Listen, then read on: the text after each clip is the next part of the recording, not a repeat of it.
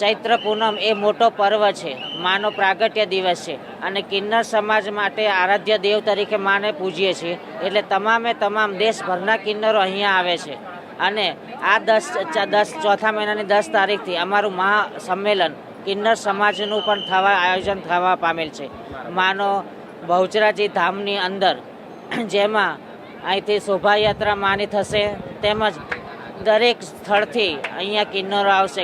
કાશ્મીરથી કન્યાકુમારી સુધીના કિન્નરોનું અધિવેશન કરવામાં આવશે, તેમનું સ્વાગત કરવામાં આવશે અને અમારા ધાર્મિક પ્રસંગો પણ એમાં ઉજવવામાં આવશે. આ વર્ષે અમે 135 પદયાત્રીઓ આવ્યા છીએ. છેલ્લા 35 વર્ષથી અમે પદયાત્રામાં આવતા હોઈએ છીએ અને અમને જે સેવા કેમ્પ થતો હોય છે, જે મેડિકલ સુવિધા હોય, પાણીની સુવિધા હોય, તેનાથી અમને ઘણો સપોર્ટ થતો હોય છે.